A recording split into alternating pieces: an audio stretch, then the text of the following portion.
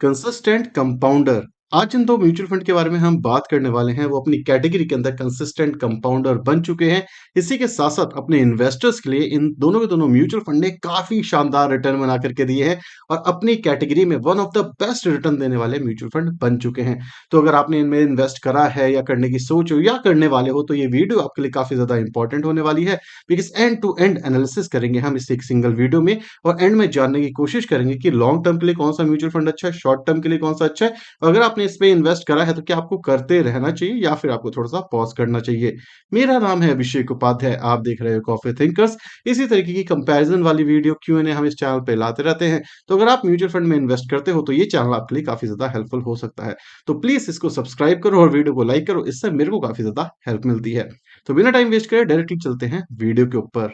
जैसे आप मेरी स्क्रीन पे देख पा रहे होंगे, इस समय पे क्वांट मिड कैप हमने सिलेक्ट किया हुआ है, महिंद्रा मनुलाइफ मिड कैप लिया हुआ है और उसी के साथ साथ हमने बेंचमार्क लिया हुआ है जो कि है मिड कैप का।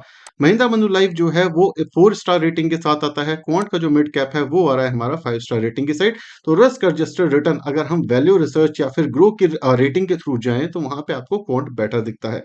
वहीं पे अगर हम 5 साल की बात करें, क्योंकि हमने 5 साल सेलेक्ट किया हुआ है, तो 5 साल के अंदर जो क्वांट है उसने 37.2% के सीएजीआर से रिटर्न बना करके दिए हैं। वहीं पे महिंद्रा मनुलाइफ ने 29.1% और बेंचमार्क हमारा था नहीं वहां पे, तो इसलिए यहाँ पे कुछ खास रिटर्न नहीं है। लेकिन अगर आप आसानी से देखना चाहो तो आप देख सकते हो जो क्वांट है उसने काफी शानदार रिटर्न दिए हैं और काफी अच्छे खासे बेंचमार्क से बीट भी किया है उसने 5 साल में। अगर वहीं पे हम बात करें 3 साल की, तो 3 साल के अंदर भी आप देख सकते हो जो क्वांट का मिड कैप म्यूचुअल फंड है उसने 36% के रिटर्न दिए हैं। वहीं पे जो महिंद्रा मनुलाइफ है उसने 30% के सीएजीआर से रिटर्न दिए हैं। यहाँ पे भी दोनों के दोनों म्यूचुअल फंड ने अपने बेंच मार्क को तो बीट करा ही है, उसके बाद भी काफी अच्छे रिटर्न दिए हैं। लेकिन अगर हम महिंद्रा मनुलाइफ या फिर क्वांट में कंपेयर करें तो क्वांट ने यहाँ पर भी 3% सीएजीआर से ज्यादा रिटर्न दिए हुए हैं। वहीं पर अगर हम बात करें 1 साल की, तो 1 साल के अंदर भी आप देख सकते हो चाहे महिंद्रा मनुलाइफ हो या फिर क्वांट, दोनों ने अपने बेंच मार्क को बीट किया हुआ है, क्योंकि बेंच मार्क ने दिया है 58.9% के रिटर्न। वहीं पे जो क्वांट है उसने 81% के रिटर्न दिए हैं। तो काफी हैवी मार्जिन से क्वांट ने Mahindra Manulife mid cap mutual fund को रिटर्न पर्सपेक्टिव से तो बीट करा है, चाहे आप 5 साल की बात करोगे, चाहे आप 3 साल की, चाहे आप 1 साल की ही बात क्यों ना कर लो। वहीं पे अगर मैं आपको आगे की डिटेल दिखाने की कोशिश करूं, मतलब ट्रेलिंग रिटर्न्स, तो यहाँ पर भी आप देख सकते हो लास्ट 10 साल का हमारे पास ट्रेलिंग रिटर्न आता है हमारे पास क्वांट का, क्योंकि क्वांट इससे पहले एस्कॉर्ट था। तो यहाँ पे पुराने रिटर्न्स भी हमें दिख सकते हैं। जो महिंद्रा मनुलाइफ है वो बहुत ज्यादा पुराने रिटर्न नहीं है, तो इसलिए हमारे पास सिर्फ और सिर्फ 5 साल के रिटर्न है। और 5 साल के अंदर भी आप देख सकते हो कंसिस्टेंसी है और ग्रोथ भी है। हमेशा आपको नंबर वन म्यूचुअल फंड के अंदर रहने की जरूरत नहीं होती अगर आपको ज्यादा पैसा बनाना है, क्योंकि आज की डेट के अंदर मोस्ट प्रॉब्ली हो सकता है क्वांट अच्छे रिटर्न दे रहा है, हो सकता है कल से महिंद्रा मनुलाइफ दे पाए। लेकिन अगर कोई म्यूचुअल फंड अपने बेंचमार्क को बीट कर पा रहा है कंसिस्टेंसी के साथ, तो वो एक अच्छे कैटेगरी के अंदर आ जाता है। तो अगर आपने इनमें से किसी में भी इन्वेस्ट किया होगा लास्ट 5 साल में, तो आपके पैसे बन चुके होंगे। अब जानते हैं कुछ फंड डिटेल्स। तो अगर आप फंड डिटेल्स में देखोगे, दोनों के दोनों जो म्यूचुअल फंड है वो हाई रिस्क कैटेगरी में आते हैं, बिकॉज ये इक्विटी में इन्वेस्ट करते हैं। मिनिमम इन्वेस्टमेंट आप क्वांट के अंदर शुरू कर सकते हो 1,000 रुपए से। वहीं पे जो महिंद्रा मनुलाइफ है उसके अंदर आप 500 रुपए से शुरू कर सकते हो।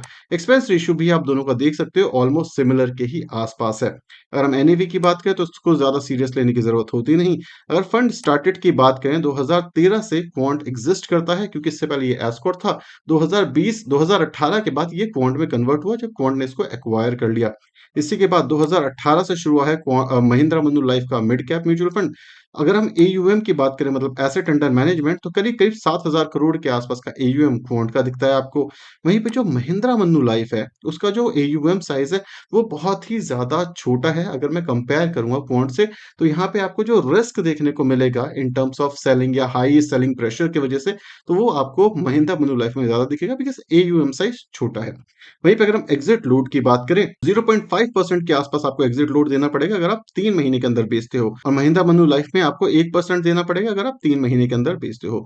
सो मोटे मोटे तौर पे अभी की डेट के अंदर दोनों के दोनों म्यूचुअल फंड काफी अच्छे से काम कर रहे हैं। अगर किसी के पास सिर्फ 500 रुपए है तो वो महिंद्रा मनुलाइफ के अंदर ही एसआईपी कर सकता है, बिकॉज मिनिमम एसआईपी इस समय पे जो क्वांट की है वो 1,000 रुपए की ही है। एक्सपेंस रेशियो बाकी सारी चीजें सेम ही दिखती हैं आपको। वहीं पे अगर हम कुछ प्रो एंड कॉन्स की बात कर ले, तो आप देख सकते हो यहाँ पे जो क्वांट है उसके अंदर आपको टॉप रैंक देखने को मिलता है। हमेशा ये टॉप रैंक का म्यूचुअल फंड है। कंसिस्टेंसी भी इसने 1 साल, 3 साल, 5 साल के अंदर दिखाई हुई है, और इवन 10 साल के अंदर भी। और जो अल्फा है वो भी आपको 8.39 1.9 का दिखता है। तो मोटे-मोटे तौर पे क्वांट का जो म्यूचुअल फंड है वो अपनी कैटेगरी में टॉप परफॉर्मिंग म्यूचुअल फंड रहा है, चाहे आप किसी भी साल की बात कर लो। वहीं पे अगर हम महिंद्रा मनूलाइफ की बात करें तो ये 5 साल पुराना ही है, तो इसने भी काफ़ी अच्छे रिटर्न दिए हैं जब से ये आया है मार्केट के अंदर।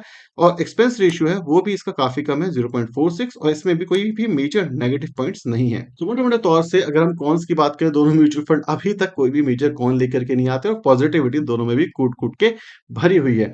वहीं पे अगर हम कुछ और डिटेल्स की बात करें, मतलब कंसंट्रेशन मेनली, तो 35% के आसपास टॉप 5 स्टॉक के अंदर जो है क्वांट मिड कैप है उसने डाला हुआ है, तो concentration wise quant mid cap अच्छा है। वहीं पे जो 14% है पूरे ईयूएम का वो डाला है महिंद्रा मनूलाइफ में टॉप 5 कंपनी में। वहीं पे 86% के आसपास का कंसंट्रेशन टॉप 20 कंपनीज में, और महिंद्रा मनूलाइफ है वो 44% के आसपास का लेके आता है।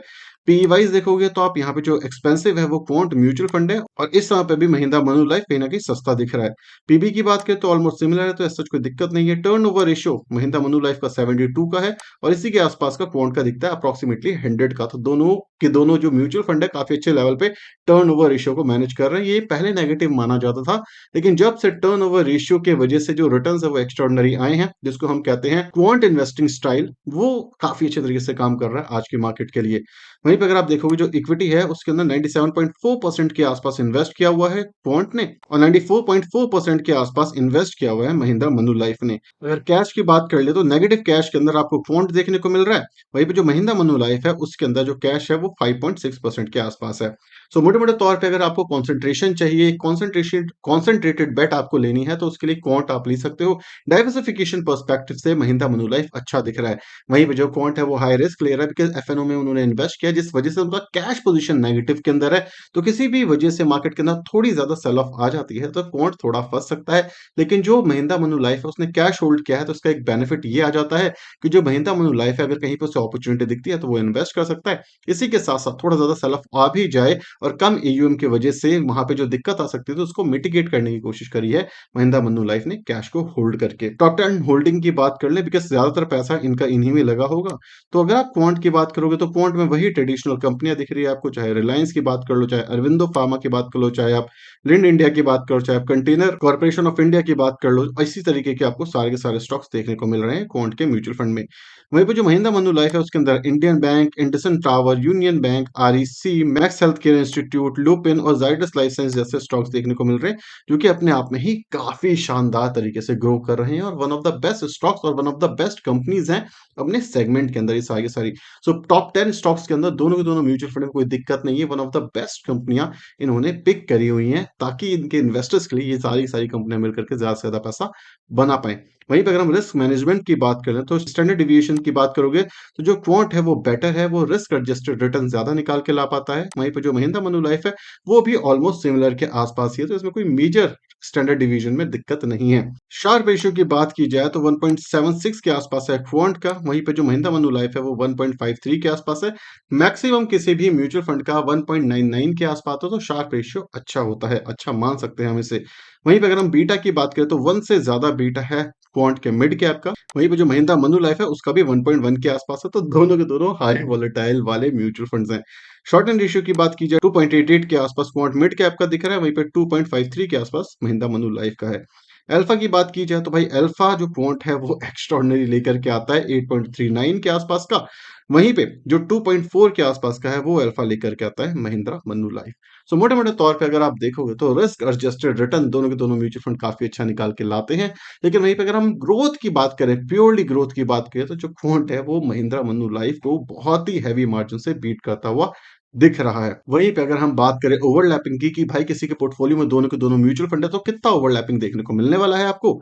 तो अगर आपके पोर्टफोलियो में दोनों के दोनों म्यूचुअल फंड है तो 11% के आसपास का ओवरलैपिंग आपको देखने को मिलने वाला है। वहीं पे 8 जो ऐसे स्टॉक हैं जो कि दोनों के दोनों म्यूचुअल फंड के अंदर हैं, और जो अनकॉमन स्टॉक है वो है 18 क्वांट के अंदर। वहीं पे 56 ऐसे स्टॉक हैं जो कि क्वांट में नहीं है और महिंद्रा मनूलाइफ में है। सो मोटे-मोटे तौर पे अगर आपके पोर्टफोलियो में दोनों के दोनों म्यूचुअल फंड हैं भी, तो भी कोई मेजर दिक्कत वाली बात नहीं है, बिकॉज़ ओवरलैपिंग आपको इन दोनों म्यूचुअल फंड में इतनी ज़्यादा देखने को नहीं मिल रही। अब बात करते हैं प्रो एंड कॉन्स की कि भाई आपको कहाँ पे इन्वेस्ट करना चाहिए और कौन सी चीजें किसके अंदर ज्यादा अच्छी है और कौन सी चीजें किसके अंदर थोड़ी सी बुरी है। अगर हम क्वांट से शुरुआत करें तो जो क्वांट का म्यूचुअल फंड है वो कंसिस्टेंट कंपाउंडर है और काफी हैवी मार्जिन से उसने बीट करा है महिंद्रा मनूलाइफ को। तो सबसे पहला प्लस पॉइंट आता है ये। सेकंड चीज़, जो क्वांट का म्यूचुअल फंड है, वो एक कॉन्सन्ट्रेटेड बेट ले रहा है। मतलब लिमिटेड स्टॉक्स के अंदर उन्होंने इन्वेस्ट किया है, जिस वजह से जब ये स्टॉक्स भागते हैं, तो इनके रिटर्न्स बहुत ज़्यादा अच्छे बन जाते हैं। इसी के साथ-साथ क्वांट पूरी एएमसी ही काफ़ी अच्छे तरीके से परफ़ॉर्म करती है, तो एक मेजर ट्रस्ट आपको क्वांट के अंदर देखने को मिलता है और ये कुछ मेजर फैक्टर्स हैं, जो आपको ध्यान रखना चाहिए क्वांट में इन्वेस्ट करने से पहले। नेगेटिविटी की बात की जाए, तो जो क्वांट है, वो ज़्यादा वॉलेटाइल होने वाला है। इसी के साथ-साथ अगर आप क्वांट के अंदर इन्वेस्ट करते हो, तो जो कॉन्सन्ट्रेशन कुछ लोगों को काफ़ी अच्छी लगती है, वो चीज़ काफ़ी लोगों को पसंद नहीं आती। काफ़ी सारे लोग चाहते हैं उनका जो म्यूचुअल फंड है, वो वेल डाइवर्सिफ़ाई हो। तो अगर आपको एक डाइवर्सिफ़िकेशन वाला पोर्टफोलियो चाहिए, तो वो क्वांट के अंदर आपको नहीं मिलने वाला। अगर हम महिंद्रा मन्नू-लाइफ की बात करें, तो सबसे पहली चीज़ और सबसे बेटर चीज़ ये है कि कंसिस्टेंसी के साथ इसने अपने बेंचमार्क को बीट किया है, जो कि अपने आप में ही बड़ी बात है। आपको हमेशा नंबर 1 म्यूचुअल फंड की साइड नहीं भागना चाहिए। बेंचमार्क को बीट हो रहा है, इतना काफ़ी होता है, क्योंकि आज कोई और म्यूचुअल फंड है नंबर 1 पे, कल को कोई और हो सकता है। सेकंड चीज़, ये जो म्यूचुअल फंड है, ये वेल डाइवर्सिफाई पोर्टफोलियो के साथ आता है। मतलब ये अच्छे खासे स्टॉक्स के अंदर पैसा डालते हैं। अगर आप देखोगे कम से कम 60 स्टॉक्स के अंदर इन्होंने पैसा डाला है, तो रिस्क आपका ऑलमोस्ट कम हो जाता है महिंद्रा मन्नू लाइफ के अंदर। थर्ड चीज़, इसके जो रिटर्न्स हैं, ये अपने बाकी कॉम्पिटिशन से डेफिनिटली ज़्यादा निकाल के ला पाता है। अगर हम क्वांट को छोड़ दें, तो ये भी एक बहुत ही प्लस पॉइंट है महिंद्रा मन्नू लाइफ के साथ। Fourth cheese, Mahindra Mannu life as a AMC इस समय पे काफ़ी तेज़ी से ग्रो कर रही है और आज की डेट के अंदर आप देखोगे इनके म्यूचुअल फंड्स भी काफ़ी अच्छे तरीके से काम कर रहे हैं। अगर हम यहाँ पे कॉन्स की बात करें महिंद्रा मन्नूलाइफ की, तो जो अल्फा है इस समय पे, वो बहुत ही कम आपको देखने को मिलता है, अगर आप कंपेयर करोगे क्वांट के साथ। सेकंड नेगेटिव, पोर्टफोलियो डाइवर्सिफिकेशन एक अच्छी चीज़ है, कुछ लोगों को ये चीज़ अच्छी नहीं लगती, तो इसी वजह से मैंने इसको नेगेटिव में रखा है कि किसी को कंसंट्रेशन चाहिए, तो भाई वो क्वांट को देख सकता है, ये डाइवर्सिफाइड पोर्टफोलियो लेकर के आता है। तो मोटे-मोटे तौर पे ये कुछ मेजर रिस्क है जो इन दोनों के दोनों म्यूचुअल फंड में दिख रहे हैं। अगर हम आज के विनर्स की बात करें, तो भाई डेफिनिटली यहाँ पे जो क्वांट है, वो अच्छे खासे मार्जिन से जीतता हुआ जा रहा है इस समय पे।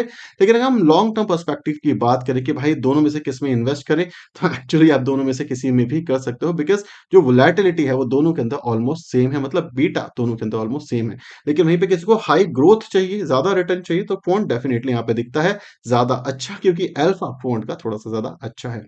तो आज की वीडियो के लिए क्वांट हमारा विनर है। लेकिन ऐसा नहीं है, महिंद्रा मन्नूलाइफ कुछ भी किसी भी रीज़न से पीछे है। वो भी कंसिस्टेंट कंपाउंडर है, लेकिन एक विनर देना है और रिटर्न पर्सपेक्टिव से और बाकी सारी चीज़ों को मैनेज ध्यान में रखते हुए क्वांट यहाँ पे बिल्कुल पॉइंट 1 नंबर से ऊपर जाता हुआ हमें दिखता है। तो आज का विनर है क्वांट, लेकिन अगर आपने महिंद्रा मन्नूलाइफ में भी इन्वेस्ट किया, तो डेफिनिटली आप इन्वेस्टेड रह सकते हो, बिकॉज़ ये भी एक कंसिस्टेंट कंपाउंडर म्यूचुअल फंड है और हो सकता है 3 महीने बाद अगर मैं दोबारा वीडियो बनाऊँ, तो उसमें हमें महिंद्रा मन्नूलाइफ जीतता हुआ दिख जाए। अगर वो अपने रिस्क को मैनेज करते हैं, अल्फा को मैनेज करते हैं और रिटर्न को स्लाइटली इंप्रूव करते हैं तो। वीडियो पसंद आई है, कुछ सीखने को मिला है, तो डेफिनिटली इस वीडियो को लाइक और चैनल को सब्सक्राइब करना बिल्कुल मत भूलना। Thank you so much for watching this video. Tata, bye bye, signing of.